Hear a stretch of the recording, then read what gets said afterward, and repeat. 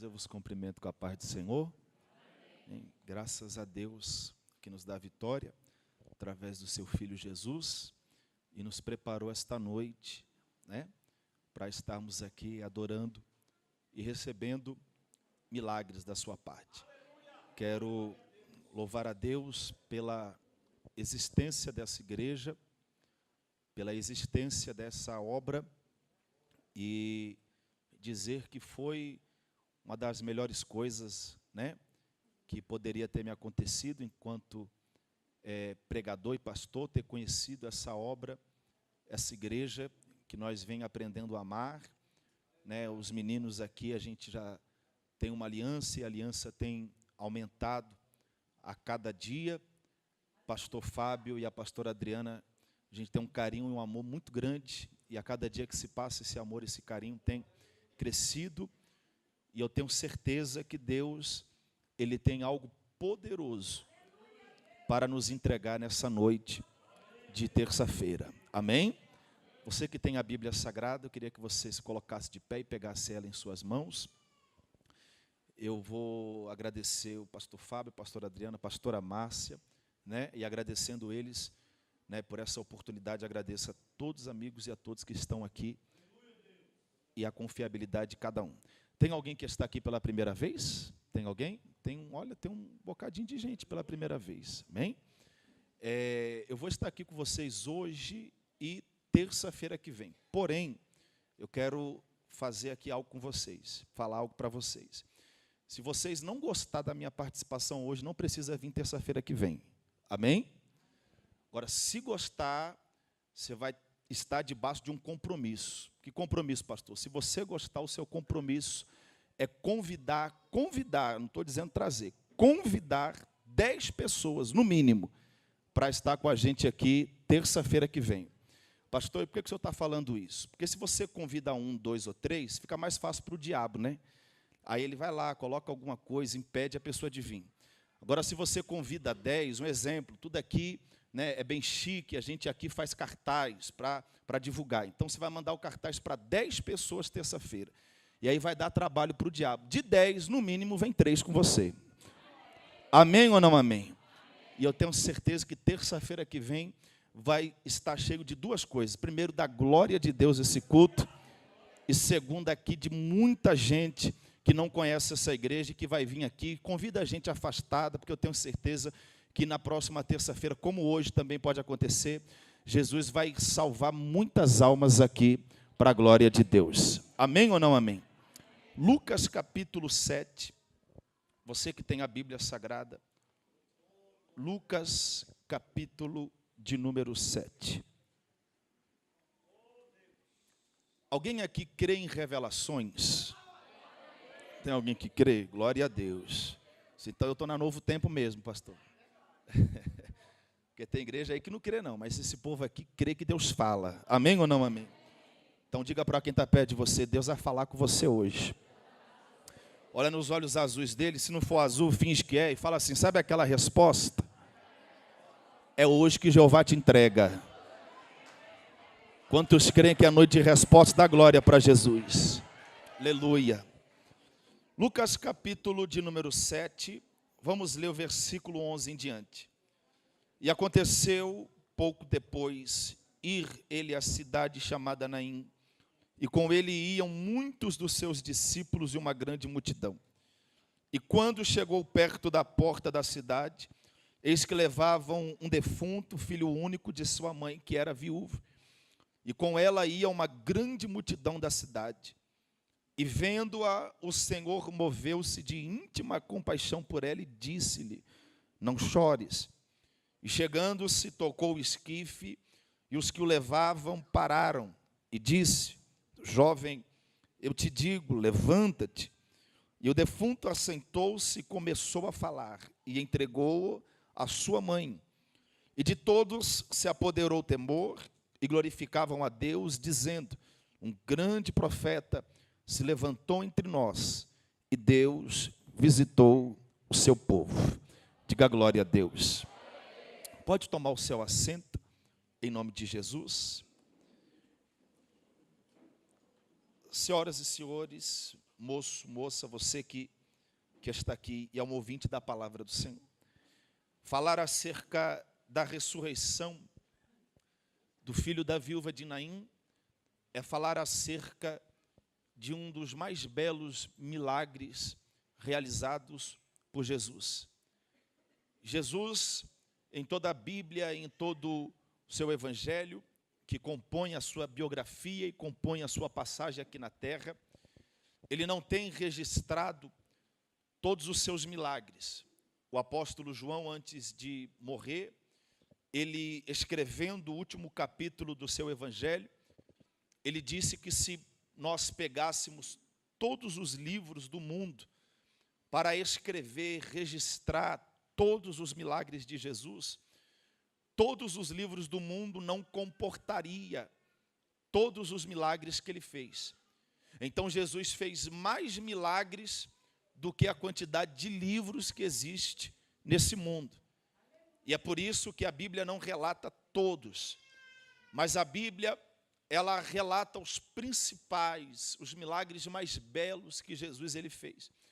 E um dos principais e mais belos é o filho da viúva de Naim recebendo ressurreição, recebendo novamente a vida. Mas é interessante, importante eu dizer a você que Jesus ele veio a esta terra e a esta humanidade com o propósito de romper, de quebrar o silêncio que Deus estava carregando com o povo por mais de 400 anos. Deus, por 400 anos, se calou com a humanidade. Deus ele não falou com ninguém na terra durante 400 anos. Eu queria até pedir uma coisa às senhoras e senhores aqui, que todas as vezes que você abrir a sua Bíblia, no meio da Bíblia, não despreze a página em branco que tem no meio da sua Bíblia. Porque ali, de alguma forma, também é a palavra de Deus. E essa página, ela representa o período do silêncio de Deus com a terra. Durante 400 anos, Deus ele não levantou profetas como no Velho Testamento e no passado ele levantava para falar com o seu povo. Durante 400 anos, Deus não usava a boca dos sacerdotes da época para transmitir a sua voz e as suas palavras ao povo. Deus também não falava através de levitas. Naquela época, ninguém ouvia a voz de Deus. Eu falando assim, parece a você algo muito simples, mas eu queria abrir um parêntese aqui para dizer que não há nada mais torturoso do que o silêncio de Deus. Eu queria abrir um parêntese para dizer que não há nada pior para o homem, para o ser humano, do que viver com Deus em silêncio. Eu não sei se alguém aqui já experimentou o silêncio de Deus, pelo menos um dia, ou 2 dias, ou uma semana. Eu já experimentei, é terrível demais. Imagina você sair da tua casa, se arrumando ali antes, você se arrumando dizendo, eu vou à igreja porque eu estou precisando ouvir a voz de Deus. Eu preciso ouvir a voz de Deus falando comigo para me acalmar. E você vir no meio do caminho dizendo, é hoje que eu vou ouvir a voz de Deus. É hoje que eu volto desse culto em paz, porque eu preciso ouvir a voz de Deus. Mas aí você entra pelas portas da igreja, escute isso. Quando você entra, você começa a participar do culto. O louvor é ministrado, mas você não ouve a voz de Deus. Um exemplo, você não ouve a voz de Deus no louvor. De repente, o pastor concede a oportunidade a alguém para falar algo da parte do Senhor.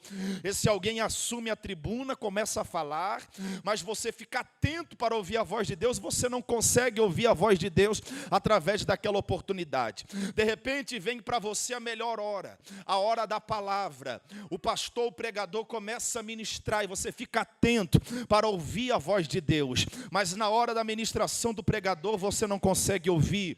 O culto termina, o que acontece? Você volta para casa 100 vezes pior, porque não há nada pior do que nós ficarmos na expectativa de se ouvir a voz de Deus e a gente não ouvir, porque o silêncio de Deus corrói qualquer coração. O silêncio de Deus machuca a alma de qualquer pessoa, mas é por isso que Deus trouxe algumas pessoas aqui. Sabe por que Deus trouxe? Deus trouxe algumas pessoas aqui, porque tem gente aqui que há alguns dias vem dizendo, Senhor, eu preciso ouvir tua voz. O céu parece de bronze sobre mim, o céu parece de ferro sobre a minha casa. Deus trouxe alguém aqui, porque hoje Ele vai quebrar este período de silêncio na tua vida. Deus trouxe alguém aqui, porque hoje Ele vai romper este período de silêncio no meio da tua família.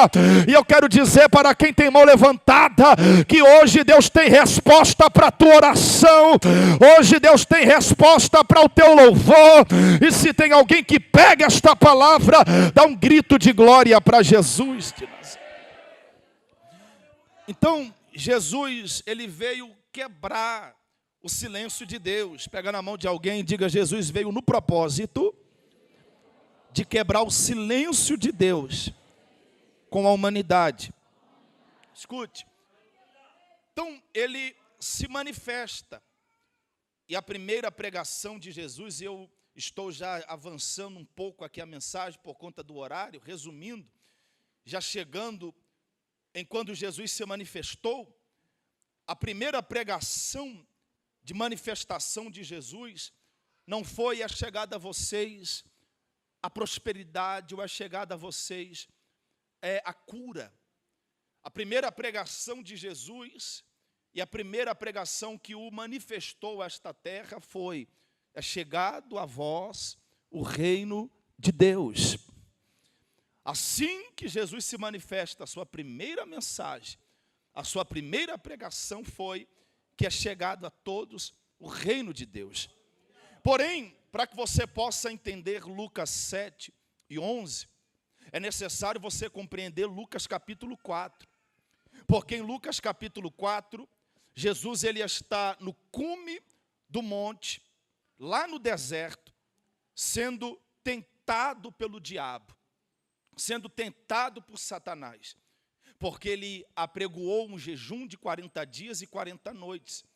40 dias e 40 noites ele não comia, 40 dias e 40 noites ele não ingeria nenhum líquido, mas durante 40 dias e 40 noites, Jesus é tentado. Após os 40 dias, ele mostra ao diabo que ele tinha poder suficiente para vencê-lo. E depois dos 40 dias de jejum, Jesus vence o diabo. Mas é necessário ele descer do monte, sair do deserto, porque dados os 40 dias, e era um sábado quando ele completou as quarentenas de jejum, dados os 40 dias, ele precisa sair do monte, sair do deserto e ir para a sua sinagoga, porque era um dia de sábado, e aquele sábado era um sábado do ano diferente. Aquele sábado era o sábado de oração na sinagoga. Aquele sábado era o sábado de louvor na sinagoga. E aquele sábado que Jesus estaria dentro da sinagoga poderia ser o sábado e o dia da sua participação sobre a tribuna para recitar algum livro de algum profeta ou algum capítulo da Bíblia sobre a tribuna e diante da plateia. Quando Jesus desce do monte, ele vai para a sua cidade. E muitos dizem que a cidade de Jesus é a cidade de Belém. Porém, eu digo a você e vos afirmo que Belém é a cidade do nascimento, é a cidade da origem de Jesus. Mas a cidade que Jesus tinha um apreço, a cidade que Jesus tinha um carinho um pouco maior, era a cidade de Nazaré. Aí vem a pergunta: por que Nazaré e não Belém? Nazaré porque Jesus gosta e ama coisas pequenas. Nazaré porque Jesus gosta e Jesus ama coisas que aparentemente são insignificantes. A cidade de Nazaré não é nenhuma cidade comparada a uma cidade nobre, uma região nobre aqui do nosso Distrito Federal. Pelo contrário, se você olhar pela geografia, você vai perceber que a cidade de Nazaré era uma cidade pequena e uma cidade pobre. Mas eu repito, Jesus considerava muito Nazaré, porque Jesus ama coisas pequenas. É por isso que tem alguém aqui nesta noite, que eu queria dizer a você, para você começar a erguer erguer a cabeça e ficar tranquilo, porque nesta noite até aquele que se acha o mais insignificante da família, até aquele que se acha o menor, Jesus está mandando dizer a você: eu fico a tua cara e eu vou te levantar, porque Jesus prefere coisas pequenas, Jesus prefere coisas insignificantes. Se tem alguém que entrou aqui dizendo: Jesus, será que é eu? Será que tu tem negócio comigo? Eu sou o menor, eu não posso, eu não tenho, eu não faço. Mas eu queria dizer a você que Jesus te escolheu porque você é o menor, porque você não tem, porque você não pode, porque você não faz. Ele gosta de coisas pequenas. E se tem alguém que está entendendo, levante as mãos e dá um grito de glória para Jesus. Jesus prefere as coisas pequenas. E é por isso que ele sai do monte do deserto e ele vai para a cidade de Nazaré, que era a sua cidade. Mas quando Jesus chega na sua cidade, ele não vai à sua casa para comer. Ele não vai em nenhum outro lugar para poder beber. E olha que ele estava há 40 dias sem comer e sem beber. Mas assim que ele entra em Nazaré, Jesus ele vai direto à sua igreja. Jesus vai direto à sua sinagoga para poder prestar o culto sabático ao Senhor. E todo judeu, ele adora e busca ao Senhor dentro de uma sinagoga apenas uma vez por ano. Eles vão a uma igreja, que no caso é uma sinagoga, apenas uma vez só ao ano. Mas aquele dia, aquela vez de ir à igreja, à sinagoga, é um dia e uma vez sagrada, que eles não trocam por nenhum outro dia ou por nenhum outro lugar. Se é o sábado do Senhor, o sábado de ir à sinagoga, eles deixam tudo e eles vão. É uma vez no ano, mas é o dia. E eles ficam o dia inteiro. Chegam cedo e saem de lá no último horário, porque aquele dia é um dia voltado totalmente ao Senhor. Então Jesus está com fome e com sede, mas ele não vai comer nem beber, ele vai prestar o seu culto sabático. E ele entra dentro da sinagoga. Quando ele entra, a plateia está composta. O escrivão está ali sobre a mesa anotando tudo que era necessário anotar daquele culto. Mas o rabino estava sobre a tribuna administrando a reunião. E aquele dia Jesus foi preparado, porque Jesus, ele entendia que aquele poderia ser o dia em que ele iria ser convocado pelo rabino para assumir a tribuna e recitar algum livro, algum capítulo de algum profeta do pergaminho ou das escrituras.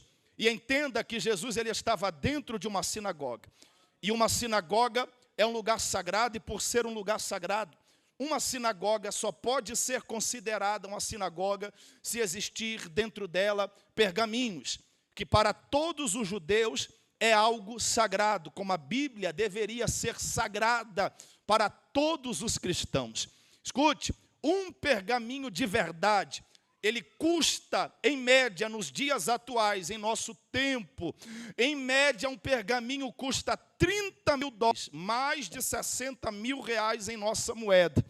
Dentro de uma sinagoga, para uma sinagoga realmente ser chamada disso, são necessários 10 pergaminhos, no mínimo, cada um, equivalente a $30.000. Escute, é algo sagrado, é algo valioso para eles. E naquele dia, Jesus, ele teria a oportunidade para subir à tribuna e administrar o que estava escrito no pergaminho. O rabino aponta o dedo para Jesus e chama-o. Quando Jesus é convocado, ele vai porque ele já estava preparado para aquele momento. Ele iria ter que recitar o que estava escrito no pergaminho. Qual era o livro, qual era o capítulo, ele não sabia. Mas, independentemente do livro ou do capítulo, ele estava preparado, porque todos os judeus estudam as Escrituras há mais de 3.500 anos. Se tem uma coisa em que judeu é preparado, são em Escrituras. Se tem uma coisa que eles estão preparados, são nas Escrituras. E Jesus ele foi preparado para aquele momento. Quando ele assume a tribuna, a Bíblia nos diz que o auxiliar do rabino fala a Jesus, aqui está o pergaminho. Ele toma em suas mãos o pergaminho e ele abre sobre o púlpito. Quando ele abre, caiu no livro 61 do profeta messiânico, profeta Isaías. Quando Jesus abriu o pergaminho no capítulo 61 do profeta Isaías, ele fechou o pergaminho, devolveu para o auxiliar. Ele respirou fundo e ele disse: agora eu vou recitar o que estava escrito. Todos estavam ali preparados, porque como um bom judeu, Jesus não podia errar uma vírgula. Como um bom judeu, ele não poderia errar um ponto. E se ele errasse imediatamente, ele seria retirado do púlpito e ele seria envergonhado diante de todos. Mas quando Jesus abriu o pergaminho, no capítulo 61 do livro do profeta Isaías, e ele devolveu o pergaminho fechado para o auxiliar, ele respirou fundo e com muita excelência, ele começou a ministrar, a recitar o que estava escrito. E o que é que estava escrito, pastor? O suspense tinha tomado conta e todos queriam saber, mas quando Jesus começou a falar, ele começou a falar dizendo: o Espírito do Senhor Jeová está sobre mim, pelo que me ungiu para libertar os cativos, pelo que me ungiu para devolver vista para aqueles que estão cegos, e pelo que me ungiu para anunciar as boas novas de salvação. Aí você ouve isso e talvez você não entenda o porquê eu disse isso a você com força. Eu disse isso a você com força porque só quem poderia falar aquelas palavras era o verdadeiro Messias. Só quem poderia dizer aquilo era o Filho de Deus. E ali ninguém acreditava em Jesus como Filho de Deus. Pelo contrário, antes dele falar aquelas palavras, todo mundo conhecia ele apenas como filho de José. Todo mundo conhecia ele apenas como filho da irmã Maria. Mas depois que ele começou a recitar, todos ali tiveram que saber que ele não era apenas o filho de José o carpinteiro e nem o filho da irmã Maria, mas todos tiveram que saber que ele era o Rei dos Reis e Senhor dos Senhores, e que ele veio para resgatar o seu povo. Se tem alguém aqui que serve este Jesus, levante as mãos e dá um grito de glória para ele. Escute, mas ele é expulso da sinagoga, ele é expulso da tribuna. E escute isso aqui: antes de ser um profeta que revela, que profetiza, eu quero ser a você hoje alguém que vai dar a você o maior alimento, que é a palavra. Quem recebe essa palavra, diga glória a Deus. Então escuta, Jesus, ele é expulso da sinagoga e ele é expulso da sua cidade. Ninguém recebeu aquelas palavras, porque eu repito, só quem poderia ler aquilo, só quem poderia recitar aquilo, era o Messias. E todos os que estavam ali, estavam acostumados a ver Jesus andando. Tinha gente ali que viu Jesus jogando bola na rua com os meninos. Tinha gente ali, Israel, que viu Jesus rodando peão com os meninos na rua. E agora vem ele, abre a boca para dizer que o Espírito do Senhor estava sobre ele, para curar cego, para libertar cativo e para salvar. Ninguém recebeu, ele foi expulso da sinagoga. E quando ele sai da sinagoga, ao chegar na rua, quando o culto da sinagoga acaba, porque depois daquele alvoroço o culto terminou, porque para todos aquilo ali foi uma blasfêmia, os que saíram de dentro da igreja chegaram nele, pegaram ele pelos braços e disseram: agora some também da cidade, porque se você continuar na cidade, a gente mata você através de apedrejamento.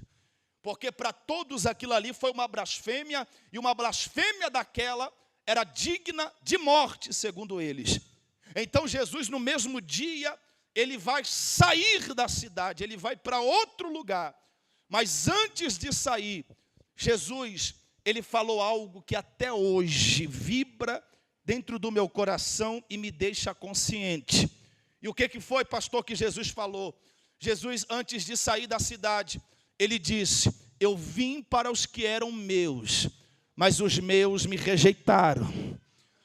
Antes de sair da cidade, ele disse: eu vim para os meus, mas os meus me rejeitaram. Aí tem alguém que ouve eu dizendo isso e talvez não entenda, mas eu queria que você entendesse isso aqui, porque com Jesus eu aprendo que o primeiro desprezo que a gente sofre por conta dos nossos projetos e sonhos é o desprezo daqueles que são nossos. A primeira rejeição que a gente sofre por conta dos nossos projetos e sonhos é a rejeição daqueles que são nossos. Jesus foi criado em Nazaré. Jesus passou a sua juventude em Nazaré. Ele se tornou um homem morando dentro de Nazaré. Mas quando Jesus abriu a boca para falar do projeto que ele tinha com a humanidade, Nazaré rejeitou ele. Nazaré chutou ele para fora. Aí tem alguém aqui que entrou dizendo: pastor, eu não entendo porque pessoas da minha família não acreditam em mim. Eu não entendo porque pessoas da minha família me rejeitam. Jesus está mandando dizer que assim como ele, você é alguém que tem projeto, e todo aquele que tem projeto tem que estar preparado, porque os primeiros a não acreditar são os nossos, os primeiros a rejeitar na maioria das vezes são os nossos. Mas Jesus te trouxe aqui para te dizer que se até a tua família te rejeitar, o céu vai te abraçar e vai dar tudo certo. Quem acredita, jogue a mão para cima e dá um grito de glória para ele aí. Pega na mão de alguém e diga assim: se a tua própria família te rejeitar, o céu vai te abraçar, mas o projeto vai acontecer. Quem acredita, jogue a mão para cima e dá um grito de glória para Jesus. Sabe o que é interessante? O que é interessante é que Jesus saiu de Nazaré sendo expulso pelos dele, mas ele não parou. Pega na mão dessa pessoa que está perto de você, enquanto alguém aumenta o retorno para mim, diga para essa pessoa: não para. Não balança a mão dele, a mão dela, e diga assim: Jesus não parou. Diga: não para. Aleluia. Escuta, é interessante que ele sai de Nazaré, ele é expulso de Nazaré. Ele é expulso pelos próprios dele. Mas quando ele sai de Nazaré, por onde ele passou, se tinha cego, cego deixava de ser cego e começava a enxergar. Ele sai expulso de Nazaré, mas saindo de Nazaré, por onde ele passou, se tinha mudo, mudo deixava de ser mudo e começava a falar. Ele sai de Nazaré e ele continua. E onde ele passou, se tinha surdo, surdo deixava de ser surdo e passava a ouvir. Ele continua, e por onde ele passou, se tinha paralítico, paralítico deixava de ser paralítico e começava a pular e a andar.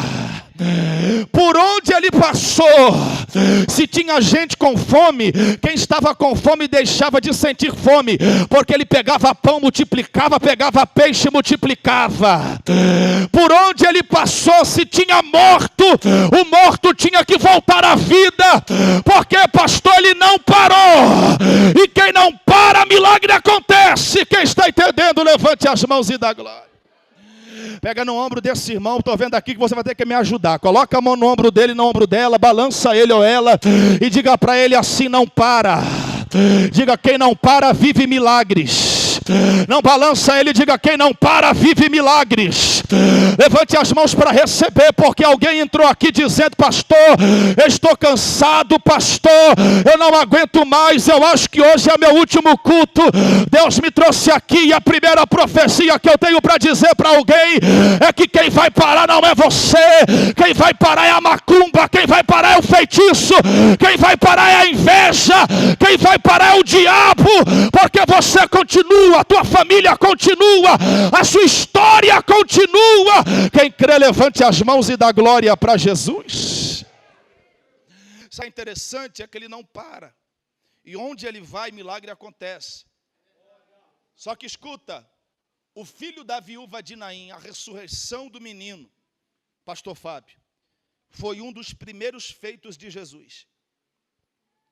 Por que não dizer um dos, entre o primeiro, o segundo ou terceiro?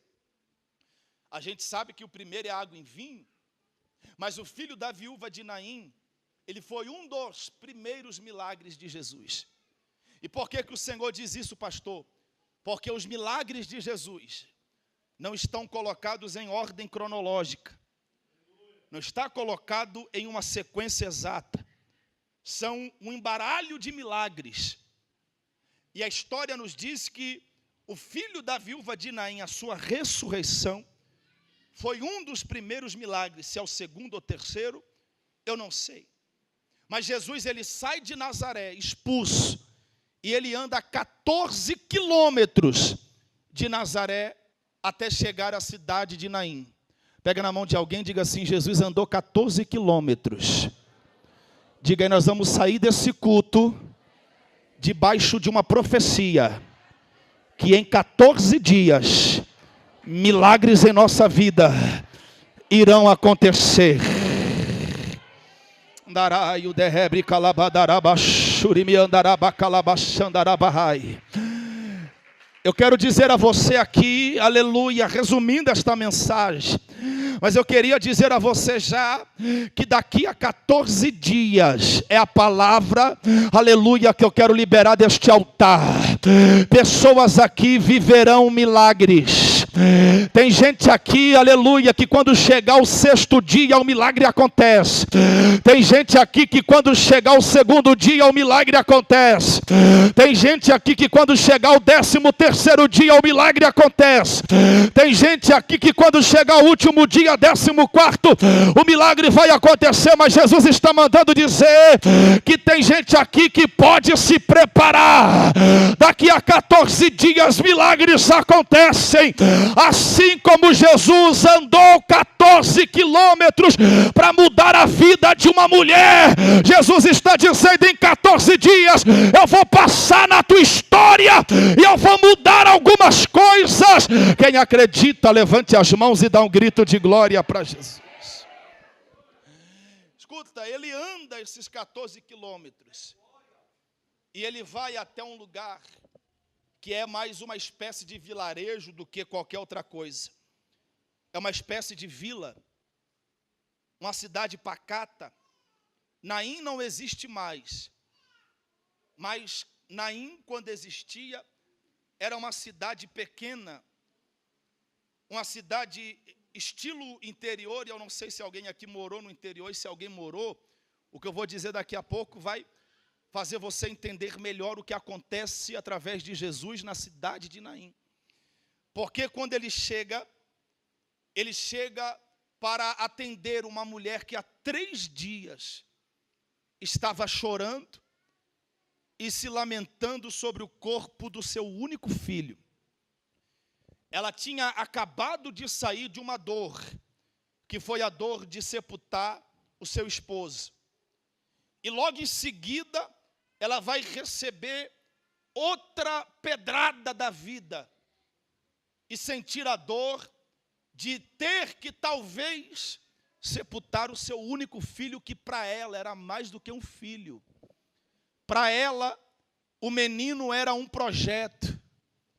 Para ela, o menino representava a esperança.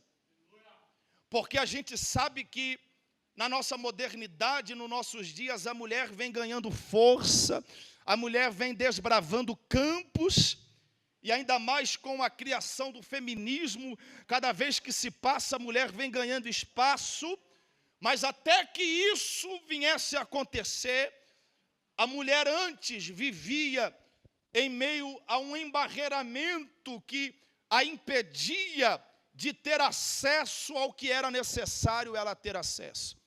Para se ter uma noção, nessa época aqui, na época da viúva de Naim, a mulher mal podia sair de casa, quanto menos trabalhar, quanto menos se defender, e a mulher era massacrada pelos homens da sociedade na época.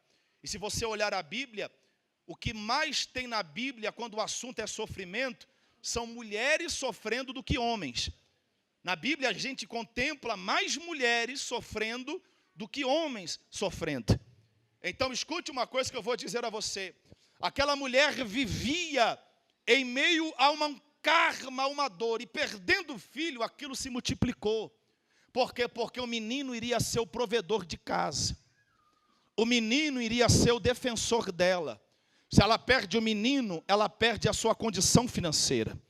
Se ela perde o menino, ela perde a sua proteção, porque ela precisava do menino para defendê-la. Então, quando o menino vem a óbito, quando o menino morre, junto com o menino morrem os projetos, junto com o menino morre a esperança. E ela fica ali chorando sobre aquele esquife durante 3 dias, porque como uma boa judia, ela tinha dentro de si a crença que todo aquele que morrer deveria ser esperado 3 dias antes de sepultar. Porque como uma boa judia, ela acreditava que o espírito ficava entre os pés, os joelhos e entre a cabeça, sobrevoando sobre o corpo. E a qualquer momento, em 72 horas, os judeus eles acreditam que o espírito de alguém pode voltar para a matéria e quem morreu pode voltar à vida. Então, 72 horas, 3 dias ela chora, 3 dias ela se lamenta. Passados 3 dias, a casa estava cheia, a rua estava lotada, a cidade inteira tinha vindo para a casa daquela mulher para velar. E agora eu quero entrar aqui quando eu disse em relação a quem já morou no interior. Quem já morou no interior vai concordar comigo e vai saber que dentro do interior notícia corre rápido, notícia ruim mais ainda.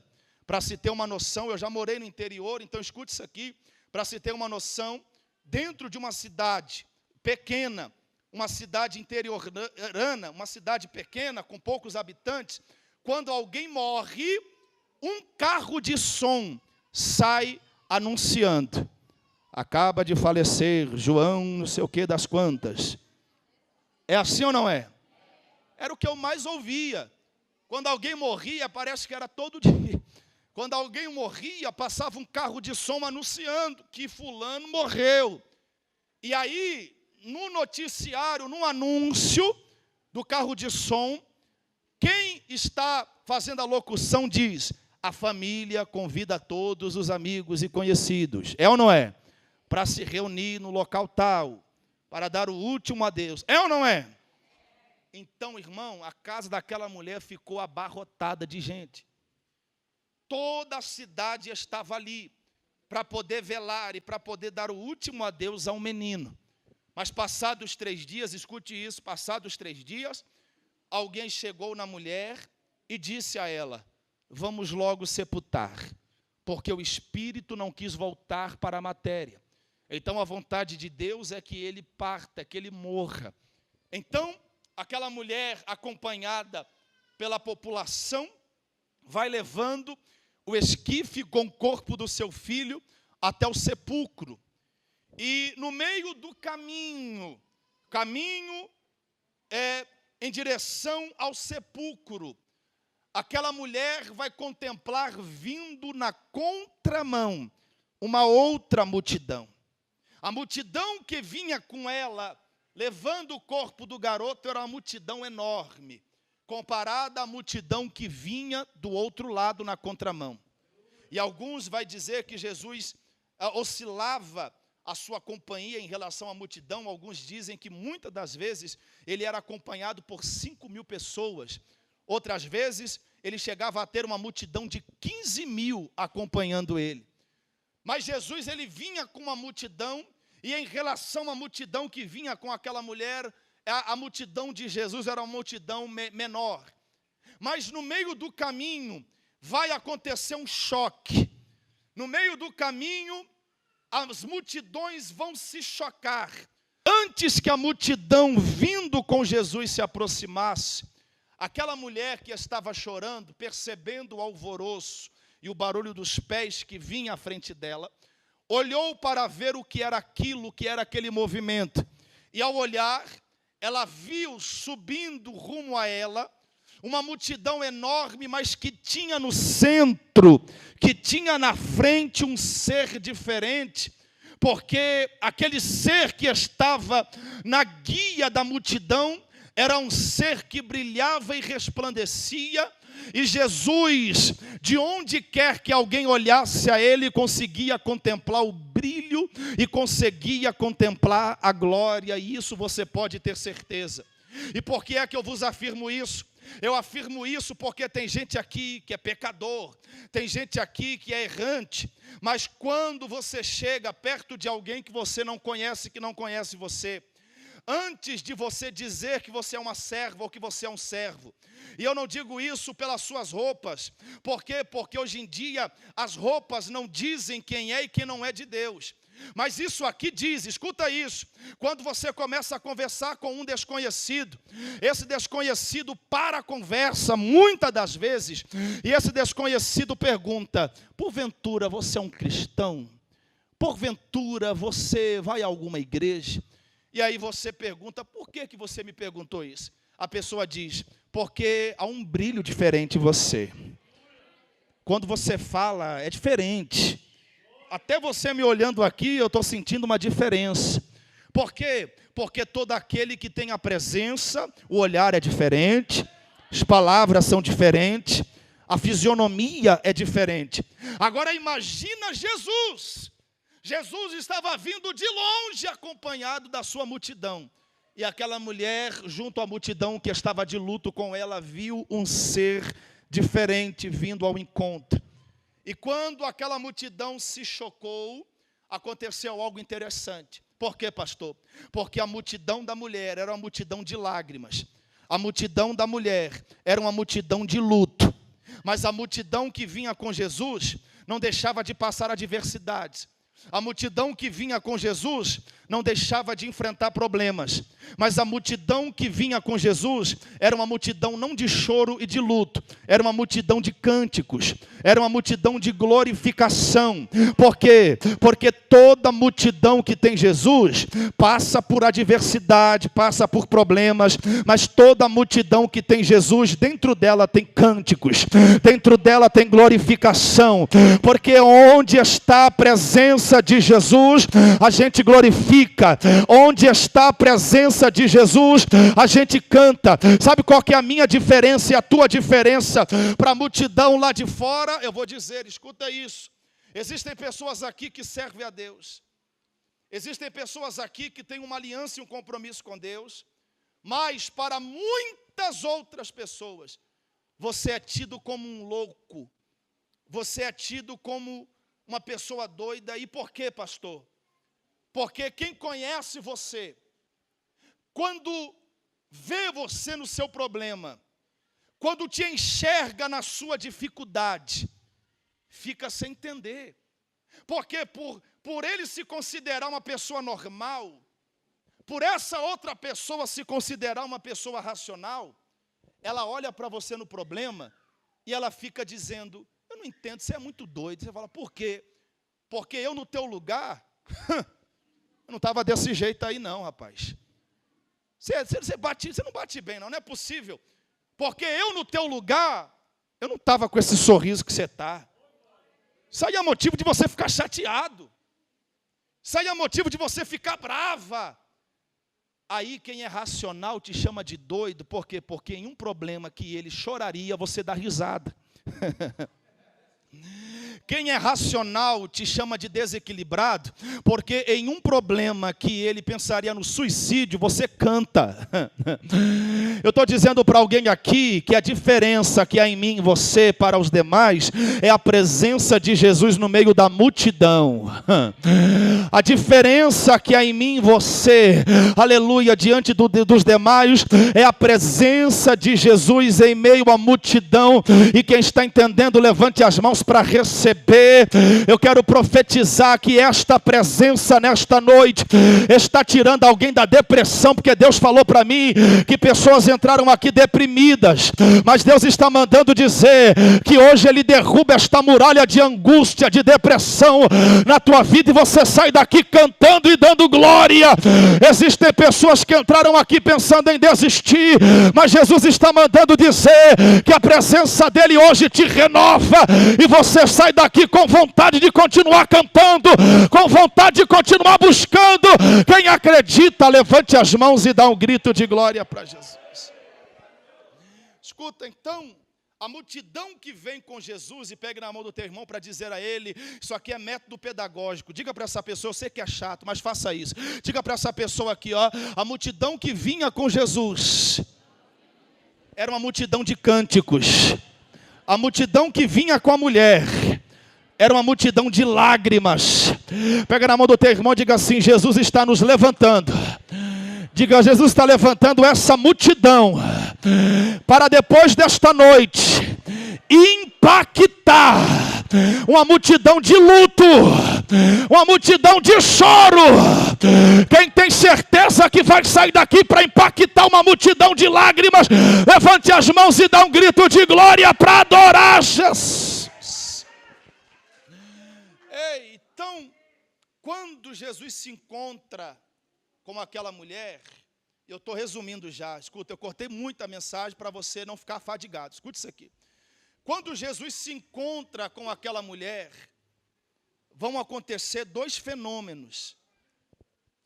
E esses fenômenos que acontecem entre o encontro de Jesus com a viúva de Naim, são fenômenos que, na minha opinião, eram os mais fortes. E mais fortes do que qualquer outro milagre. Por quê, pastor? Porque quando a multidão chega diante da multidão do luto, Jesus, ele sai da companhia da sua multidão e ele vai até a mulher para falar a ela algumas palavras. E escuta isso. Se tem uma coisa que eu não gosto, e se tem um ambiente, um lugar que eu não gosto muito de frequentar, a não ser quando a gente tem que ir para ministrar, é velório. Eu não gosto de ir em velório. Eu não sei se você também é assim, mas eu não gosto. E não é porque ali tem um corpo, um defunto, não é por nada disso. É porque o velório é um lugar de demagogia, o velório é um lugar de palavras muito repetidas. Quando você chega dentro de um velório, por mais cheio que ele esteja, observa para você ver depois de hoje. Se você for em algum velório, observe para você ver. Você ali dentro, por mais cheio que esteja, quem chega no velório naquele momento, fica observando. Olha para ver quem é que está mais choroso. Ao chegar, fica procurando quem está chorando mais. E aquela pessoa que chegou e procurou, quando avista quem está chorando mais, aquela pessoa vai até ela. Coloca a mão e diz, aguenta firme, vai dar tudo certo. É ou não é? Chora não. Quando alguém morre, todo mundo vai para o céu que morre, né? Ninguém que morre vai para o inferno. Aí quando alguém morre, a pessoa chega, coloca a mão e diz assim, aonde ele está, onde ela está, ela não quer voltar para cá. Está bom demais lá. É assim ou não é? É a mesma conversa, sim ou não? Aí aquela pessoa sai, se chegar outra, vai falar a mesma coisa. Então são palavras repetidas. E o que aquela mulher estava, desculpa aqui, vou falar o português claro, mas aquela mulher estava de saco cheio de ouvir aquelas palavras. Porque o que ela mais ouvia era, fica tranquila, vai dar tudo certo. O que ela mais ouvia era, não chore. O que ela mais ouvia é, tenta se acalmar, estamos juntos. Então, 72 horas, 3 dias, aquela mulher ouvia a mesma coisa. E por educação, ela não repreendia ninguém.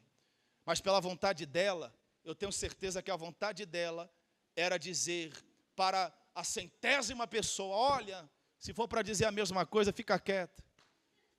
Escute uma coisa, quando eu chego dentro de um velório, não sei você, mas quando eu chego dentro de um velório, o máximo que eu faço é abraçar quem está mais chorando. E eu não digo nada. Por quê, pastor? Porque as minhas palavras não têm poder sobre a dor que aquela pessoa está sentindo. As suas palavras não vão ter poder sobre a dor que aquela pessoa ali está sentindo. E uma coisa que eu faço é respeitar. Deixa quem está chorando, o seu morto, chorar. No máximo, eu abraço, mas aquela mulher ouviu demais, não chore. Vai dar tudo certo. Mas quando Jesus se aproximou daquela mulher, 2 coisas que partiram de Jesus vão surpreender ela. A primeira coisa, o olhar de Jesus. Pegue na mão do teu irmão e diga assim, ninguém olhava como Jesus. Não, olha no olho dele aí, no olho azul dele. Se não for, finge que é. E diga assim: ninguém olhava como Jesus. Presta atenção. Ninguém antes e nem depois teve ou terá um olhar como o de Jesus. Porque o olhar de Jesus era um olhar que constrangia. E se eu e você, escute, se eu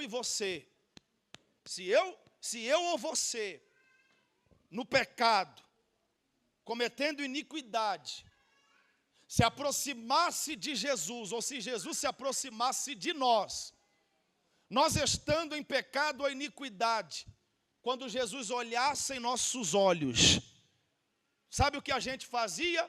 Abaixava a cabeça. Porque o olhar de Jesus constrangia qualquer pecador. Nenhum pecador, ninguém que cometeu iniquidade conseguiu encarar Jesus olhando ele nos olhos. E você quer ver uma coisa? Quando Jesus estava à beira da praia, a Bíblia diz que uma grande multidão veio trazendo consigo uma mulher pega em adultério. Jesus estava sobre a areia com os seus joelhos dobrados, escrevendo sobre a areia e a sua cabeça baixa. Quando aquela multidão se aproximou com aquela mulher no adultério, um daquela multidão empurrou a mulher de frente a Jesus, e todos com pedra nas mãos disseram: tu que dizes que é o mestre, tu que dizes que é o filho de Deus e perdoa pecados. Esta mulher foi pega no adultério, e a lei de Moisés nos ordena apedrejá-la e matá-la por apedrejamento. Mas você, o que dizes? Enquanto eles falavam, Jesus estava de cabeça baixa, e de cabeça baixa ele continuou. De cabeça baixa, escrevendo sobre a areia. Jesus, ele vai falar as suas palavras, ele não levantou a cabeça, porque se ele tivesse levantado a cabeça e olhado para aquela multidão, apenas o olhar dele já teria respondido e constrangido qualquer um daqueles, porque todos os que estavam ali também eram pecadores. Mas Jesus, de cabeça baixa, ele continuou, e ele falou o que eu vou dizer aqui, porque era necessário eu e você conviver sendo um cristão com estas palavras. Jesus não olhou para a multidão, mas de cabeça baixa, ele disse: aquele que não tiver pecado também, como ela tem, que atire a primeira pedra. Falado aquilo, a Bíblia diz que todos deixaram as pedras e saíram. Jesus continuou de cabeça baixa. E a maior prova de que ele não tinha levantado a cabeça ainda é que ele vai perguntar isso aqui para ela. Jesus, escrevendo sobre a areia de cabeça baixa, ele pergunta: filha, aonde estão os teus acusadores? E ele pergunta porque ele não levantou a cabeça para observar. A mulher, caída no chão, olhou e disse: foram embora, Senhor. Ninguém te acusou? Ela disse: ninguém me acusou. Jesus disse: então nem eu te acuso. Mas eu digo: perdoados são os teus pecados. Vá em paz e não peques nunca mais. Pastor, o que o senhor quer dizer? Eu quero dizer que ninguém olhava como ele, mas até hoje ninguém olha, porque ele é o mesmo ontem e ele é o mesmo hoje. Mas o salmista Davi, no Salmo 101, ele vai deixar a mim e a você uma observação. Davi vai dizer que o Senhor está com os olhos dele à procura dos fiéis da terra. Oh, aleluia! Se ele está à procura dos fiéis da terra, isto quer dizer que os olhos dele estão aqui sobre esta igreja.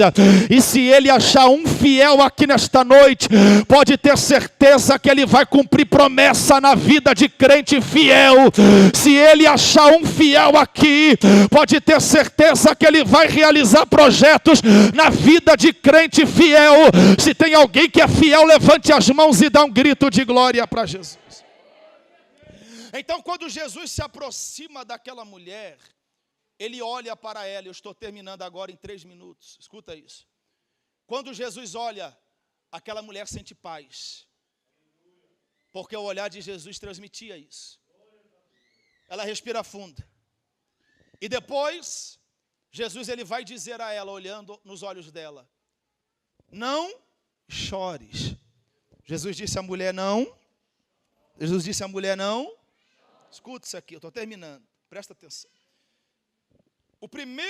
A primeira característica forte em Jesus era o seu olhar. Mas a segunda característica forte de Jesus era a sua fala. Era a sua voz.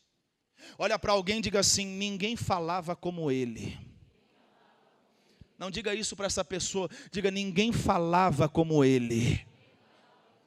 Olhe bem para mim, a fala de Jesus era uma fala diferente. E presta atenção, quando eu me lembro da fala de Jesus, eu me lembro de Elias dentro da caverna, se escondendo do Senhor, fugido. A Bíblia diz que 3 fenômenos vão acontecer dentro da caverna em que Elias estava se escondendo. O primeiro fenômeno é vir um terremoto. O terremoto veio dentro da caverna e Elias procurou a voz de Deus, pastor Fábio, no meio do terremoto. Mas a Bíblia diz que no meio do terremoto Elias não encontrou. O segundo fenômeno foi o fogo. Entrou dentro da caverna o fogo e Elias procurou a voz de Deus no meio do fogo. Mas no meio do fogo Elias não encontrou a voz de Deus. Elias continuou querendo ouvir a voz. Quando de repente a Bíblia diz que veio uma brisa trazendo consigo uma voz mansa e suave. E aquela voz mansa que entrou dentro da caverna, entrou perguntando, o que fazes aqui, Elias? E Elias conseguiu encontrar a voz de Deus naquela brisa e naquela voz mansa, porque nem o fogo e nem o terremoto se compara à voz de Jesus. Mas escuta, uma certa feita, e eu termino agora com você, uma certa feita, Caifás e Anás, os sacerdotes da época, queriam prender a Jesus, queriam prender e depois matá-lo se fosse possível, porque Jesus começou a representar para o sinédrio e para também os sacerdotes uma ameaça. E como assim, pastor? Jesus ele veio com algumas teorias que quebrou no meio a área financeira das sinagogas e dos sacerdotes e da religião da época. Escute, naquela época tudo era dinheiro e os sacerdotes ficavam riquíssimos por cobrar tudo do povo. Uma das coisas que os sacerdotes cobravam naquela época era o perdão de pecados. Um exemplo, se o pastor Fábio fosse um sacerdote naquela época, e eu, um pobre pecador, eu após cometer o meu pecado, se eu quisesse, ou se eu fosse querer arrependimento, eu teria que vir até o pastor Fábio e dizer, sacerdote Fábio, quanto o senhor cobra para orar diante de Deus, falar com Ele e pedir a Ele para que Ele perdoe os meus pecados? Aí, se fosse naquela época, o pastor Fábio poderia cobrar qualquer valor. Um exemplo, olha, Eric, eu quero R$ 1.500. Eu vou orar a Deus e eu vou pedir a Deus que perdoe os seus pecados. Isso é muito sério, gente. Porque o povo pagava para ter o pecado perdoado. Mas Jesus, quando ele começou a pregar, ao invés de falar, eu quero tanto, quem pecava, Jesus dizia, eu perdoo os teus pecados, vá em paz e não peques mais. Então isso quebrou o sistema religioso.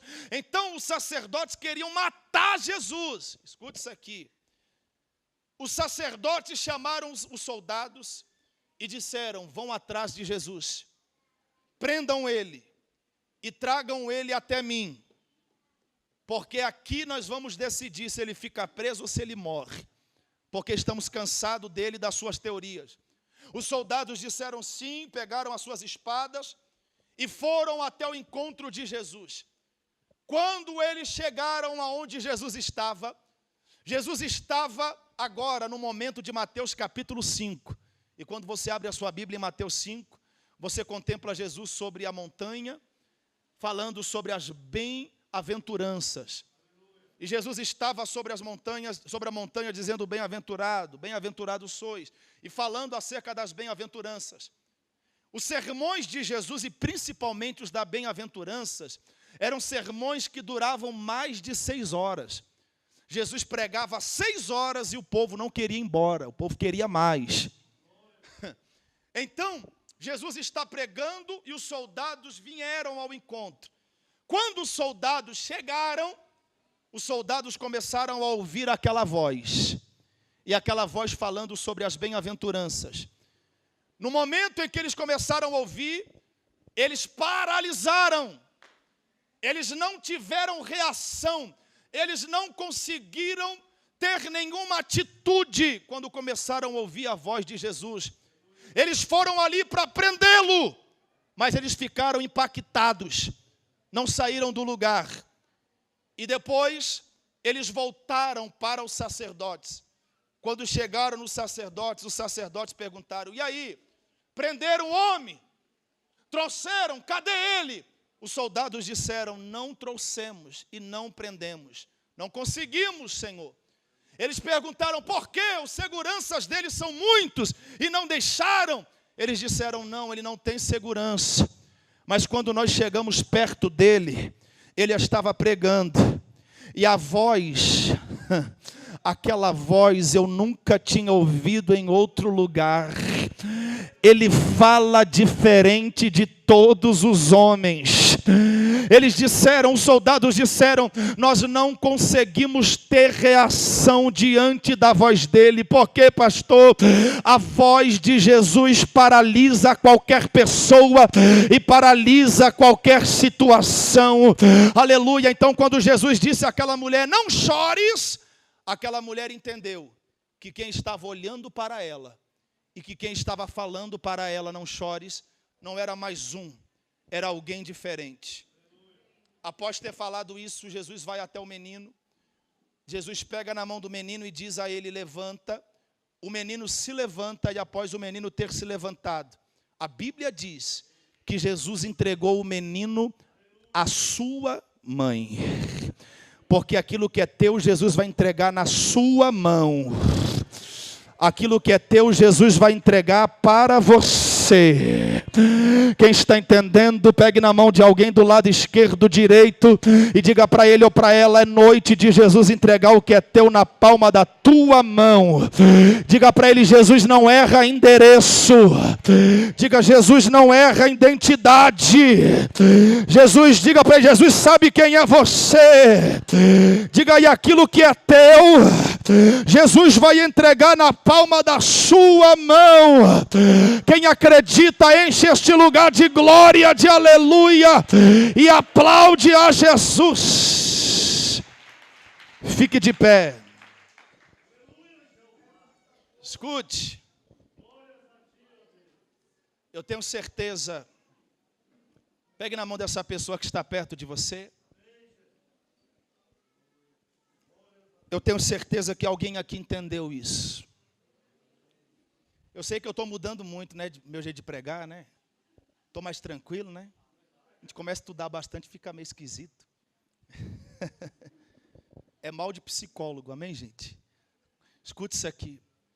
Você que está aqui, que entendeu essa palavra, você vai falar com Deus agora. E quando você começar a falar com Deus, enquanto você estiver falando, você vai pedir para que Ele cumpra essa palavra de ressurreição na sua vida. Se tiver alguma coisa morta na sua vida, você vai pedir para Ele ressuscitar. Diga glória a Deus. Levante a mão desse irmão mais alto que você pode levantar, o mais alto. Feche os seus olhos. Agora sim, Israel, eu queria que alguém fizesse um fundo aqui. A equipe de louvor já pode subir aqui enquanto alguém faz um fundo. Aleluia. Quer ver? Vamos fazer melhor? Escuta, os que me ouvem, diga amém. Sabe esse vencedor que está perto de você? Você considera ele um vencedor, sim ou não? Você considera ela uma vencedora, sim ou não? Então pega na mão desse vencedor, dessa vencedora, e vem aqui na frente. E em cima do altar eu queria que viesse uma moça que se chama Vanessa. Tem alguma Vanessa aqui, ou alguém orando por uma Vanessa? Eu quero ungir você. Isso. A senhora está orando por uma Vanessa? Unge a pastora para mim. Unge a pastora para mim. Aleluia. Aleluia. Deus falou para mim que ele visita a vida de uma moça chamada Vanessa. E como eu comecei falando acerca dos 14 dias, Deus está mandando dizer que em 14 dias, Deus vai fazer algo na vida dessa moça. E Deus vai alegrar o coração da senhora, e Deus vai alegrar o cabaraio, o jequel, assaio. E Deus vai alegrar o coração dessa moça. Sabe por quê? Porque assim diz o Senhor, nesta noite, eu estou paralisando todo mal e todo espírito de luto, tristeza e dor. E eu estou entregando uma grande resposta e um grande milagre. Quem acredita, enche este lugar de glória para Jesus. Diga glória a Deus. Pega na mão dessa pessoa que está perto de você. Tem um moço ali atrás, ele não pôde vir porque ele está com um bebê no colo. Manda ele levantar a mão. Levanta a mão ele. Isso. Moço, eu não conheço você. Mas Deus mandava dar o série me cante, o rebaraga. Eu vou descer aí. Estenda as mãos para a vida desse homem, igreja. Deus mandava dizer para ti que ele tem uma promessa muito grande na tua vida. Deus mandava dizer a ti que ele tem um projeto muito grande para contemplar e para fazer na tua vida. Está acompanhado de alguém aqui? Tá? Cadê as pessoas que estão com você? É? Abre as mãos. Isso. Eu vi, a senhora é parente, pastor? É? A igreja estende as mãos para a vida da família aqui. Eu via Deus guardando a vida desse homem. Satanás, escuta. Quem está falando aqui com vocês é um profeta. Então fica tranquilo no que eu vou dizer aqui, porque quando Deus mostra para o profeta, é porque Deus está fazendo, aleluia, ao contrário do que o diabo quer fazer. Porque eu via Deus guardando a tua vida, eu via você dentro de um veículo, e quando você estava dentro desse veículo, você estava na posição de motorista. Entrava alguém atrás, e Deus falou para mim, que esse alguém que entrava atrás, entrava usado pelo inimigo. Porque Satanás é furioso contra a tua vida, o diabo sabe do projeto que Deus tem contigo. Deus já cortou um laço de um assalto e de um tiro que você ia receber. Porque eu não sei se você tem alguma coisa a ver com a profissão de motorista. Arabassubtéria, você já foi motorista? Você é? Você é taxista? Ele é taxista. A igreja pode abrir a boca e dar grito de glória para Jesus? Porque quando eu olhei para ele, eu vi ele nessa posição, e ele acabou de dizer, eu sou taxista. E Deus está mandando dizer, o diabo queria entrar em alguém para tentar contra ti, mas Deus falou para mim, a oração dessa mulher que está do teu lado, e a oração dessa pastora que Deus te deu o privilégio de ser sua sogra, tem cortado o laço de morte na tua vida. Deus está mandando lhe dizer, eu tenho guardado você como taxista, e digo a ti, o Senhor, vou eu abrir portas para a tua vida. O diabo queria tocar em ti, mas não vai tocar porque eu sou Deus. Enquanto eu falava com a família, vocês conhecem alguém Samuel? É quem? É seu filho? É o menino? Pega o menino. Porque Samuel é a criança. Pastora, fica do lado aqui. A igreja estende as mãos para a família. Porque Deus falava para mim, eu sou o Deus que escolheu Samuel. Enquanto eu orava, enquanto eu profetizava na vida de vocês, um anjo parou do meu lado para dizer isso, Samuel, Samuel, e falou 3 vezes. Eu me lembrei do profeta Samuel. Deus falou para mim, o diabo não queria que essa criança tivesse vindo, foi difícil para nascer, não foi? Olha só, tendo as mãos para a vida da mãe aqui, porque Deus me mostrou essa mulher sofrendo para ter esse menino, e não estou dizendo a dor do parto, estou falando que a gravidez foi uma gravidez sofrida. O diabo não queria que o Samuel tivesse vindo, porque Satanás sabe da promessa que Deus tem com essa criança. Deus falou para mim, eu tenho uma potência nas minhas mãos chamada Samuel. Eu vou impactar vidas através da vida dele. Deus está mandando dizer para ti, descansa o teu coração, mulher, porque eu sou o teu Deus, eu cuido de ti, eu cuido do teu marido, cuido da tua família. A tua oração, mulher, chegou até mim, e digo a ti nesta noite, pastora Márcia, assim diz diz a boca do Senhor, prepara, porque depois desta noite de terça-feira, a senhora vai ver milagres acontecendo na tua casa, a senhora vai ver milagres acontecendo na tua família. Se tem alguém que crê, levante as mãos e adore. Adore, adore, adore, adore, adore, adore, adore, adore, adore, adore, adore. O Senhor está aqui, Jesus está aqui, Jesus está aqui. Levante as suas mãos, porque eu estou vendo o milagre descendo e subindo aqui. Eu estou vendo o milagre descendo e subindo, e quem pode levantar a mão, dá um grito de glória para Jesus. Aleluia. Tinha uma moça que ela louvou aqui, e desde que ela começou a louvar, Deus me deu uma revelação com ela. Eu preciso passar para ela o mistério. É quem? Fica aí, Sara. Eu vou até você. Estenda as mãos para a vida da Sara. Estenda as mãos para a vida da Sara. Porque Deus é com a Sara, viu, Sara? Deus falou para mim, o teu louvor chegou até mim. O teu louvor chegou ao meu trono. Eu digo a ti, o Senhor, prepara, porque eu estou quebrando o laço do inimigo, estou cortando a lança de Satanás. Eu vejo Deus abrindo portas dentro da tua casa. Andarai, o tchere me canto.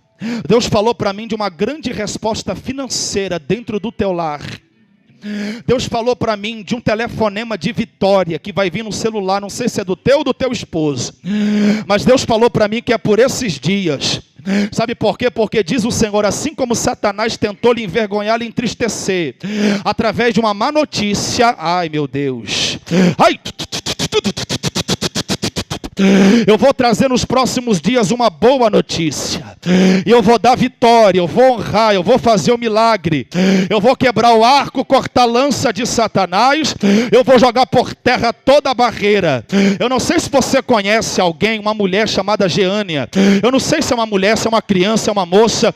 Mas Deus falava para mim, eu visito, e enquanto eu visito, aleluia, eu toco e digo a ti, o Senhor, tu vai ver algo acontecendo na vida desta pessoa com este nome.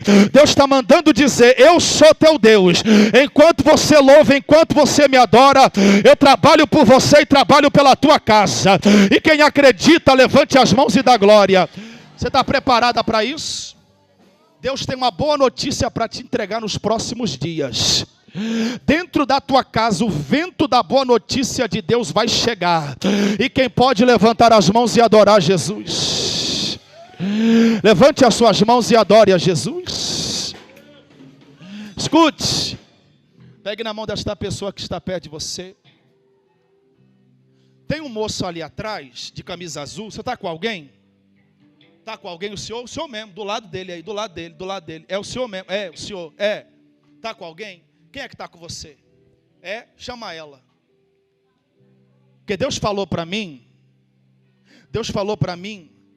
acerca de uma honra que Ele tem nesse mês de março. Deus vai entregar uma surpresa para vocês. Só que para Deus fazer isso, Deus tem que quebrar uma obra de macumbaria. Deus falou para mim que um trabalho de um trabalho de macumbaria fechava portas e bloqueava situações. Eu não sei se vocês têm alguma coisa a ver ou se conhece alguém que tem um sobrenome Souza. Mas Deus falava para mim, sabe o sobrenome Souza? Deus falava para mim, eu estou entrando dentro do centro nessa noite. E eu estou desfazendo a obra de macumbaria que fizeram para amarrar e travar a vida da família Souza, e estou dando vitória, diz o Senhor dos Exércitos. Porque Deus falou para mim, eu sou o Senhor, e nesta noite eu visito a tua vida, visito a tua casa, e entrego a ti neste mês de março esse presente. E eu vou surpreender, porque a última palavra está sobre a minha boca, diz o Senhor dos Exércitos. Quem crê, levante as mãos e dá um grito de glória para Jesus. Escute. Quem é que tem sobrenome Souza? Vocês dois? Então a igreja levanta a mão e dá glória para Jesus. A igreja aplaude a Jesus. Pode aplaudir a Jesus? Diga glória a Deus. A obra foi desfeita, viu? No mês de março Deus vai alegrar o coração de vocês. Quem pode, levante a mão e dá glória. Abre as suas mãos assim, ó. eu vi uma honra de Deus chegando. Deus está mandando dizer que você vai assinar uns papéis. Deus me dava uma visão. Eu via você dando a rúbrica em um, virava, dava a rúbrica em outro, virava. E na medida que você ia assinando, Deus ia alegrando teu coração. Deus tem uma grande resposta, uma grande honra para entregar para você. Deus está repreendendo inveja contra ti. Deus está repreendendo o olho grande contra ti. Eu via um manto de Deus que descia sobre a tua vida. Mas nesse manto que descia essa caneta de ouro. Que Deus falou para mim, diga para minha serva que eu entrego esta caneta na mão dela. Viu? Tendo as mãos para a vida dela. Porque Deus está falando para mim. Eu não sei quem é a Alessandra, mas eu vi um nome cheio de pó de ouro. Esse nome estava cheio de pó de ouro. E Deus mandava dizer, o pó de ouro que eu coloco sobre o nome Alessandra é o símbolo da minha honra, é o símbolo da minha vitória, é o símbolo da minha exaltação. Viu? Tendo as mãos para a vida. Você conhece alguém com esse nome? É você? Tendo as mãos para ela. Porque Deus está mandando você se preparar. Porque dentro dos próximos dias Deus vai abrir uma porta chamada exaltação, e o nome dele vai ser glorificado. Quem pode levantar as mãos e dar um grito de glória para Jesus? Levante as mãos e dá glória. Levante as mãos e dá glória. Levante as suas mãos e dá glória. Porque enquanto você adora, Deus trabalha por você. Eu vejo Deus usando essa moça de uma maneira muito grande. Deus tem uma obra através da tua vida muito linda. Viu? Eu não sei se você já prega, mas Deus está mandando você se preparar. Porque eu via Deus derramando sobre ti uma intrepidez muito grande. Há um chamado, há um ministério muito lindo que Deus tem na tua vida. E Deus está mandando dizer uma perda que tu sofreu. Eu sou o Senhor que estou visitando esta perda e esta dor. E Deus está mandando dizer a ti, eu cicatrizo as feridas do teu coração e da tua alma. Porque a perda veio para destruir você. Mas eu sou o Senhor que cheguei primeiro e cheguei para te dar vitória. Eu vi um nome sobre a tua cabeça, restauração. Deus vai restaurar algo nesses próximos dias na tua história. E o nome dele vai ser engrandecido e glorificado. Quem pode levantar as mãos e dar um grito de glória para Jesus? Quem pode levantar as mãos e dar um grito de glória para Jesus? Essa moça que está ali atrás, levanta a mão assim, assim, ó. É você mesmo que está por último, aí levanta a mão assim, ó. Você conhece alguém chamada Camila? É você? Corre aqui. Estenda as mãos para a vida dela. Camila, é você? Estenda as mãos para a vida dela aqui. Deus está mandando dizer para ti, mulher, ele tem uma obra muito grande. Eu não sabia se era você ou se estava buscando por alguém com esse nome. Sabe por quê? Porque a pessoa desse nome que Deus lhe mostrou, e no caso é você, é uma pessoa que o Espírito Santo tem trabalhado muito para manter de pé. Sabe por quê, Camila? Porque Satanás, a vontade de Satanás é que você volte para onde Deus te tirou. E quando eu olho para você, Camila, eu vejo uma obra muito grande que Deus precisou fazer. Deus teve que te libertar. Teve uma coisa que foi muito difícil para você ser liberta. Nas mãos para ela. E sabe por quê, pastor? Eu estou falando isso porque essa moça vai ser obreira dessa igreja. Essa moça vai ganhar almas através de obreira. Ela vai ser obreira. Foi muito difícil para você largar. O diabo não queria que você saísse daquela amarração maldita. Mas Deus te libertou. Sabe por quê, Camila? O propósito é maior do que a proposta do diabo. E Deus está te fortalecendo nessa noite. Eu via Deus derrubando um gigante que se levantou por esses dias dentro da tua casa. Ai, meu Deus. Tendo as mãos para ela. Porque Deus me levou em espírito na casa dela. E quando eu entrei em espírito dentro da tua casa, eu via Satanás colocando uma confusão no teu casamento. E Deus está mandando dizer, eu derrubo os gigantes. Eu dou vitória para você e para aquele homem. Deus está tirando preocupações do teu coração nesta noite, Camila.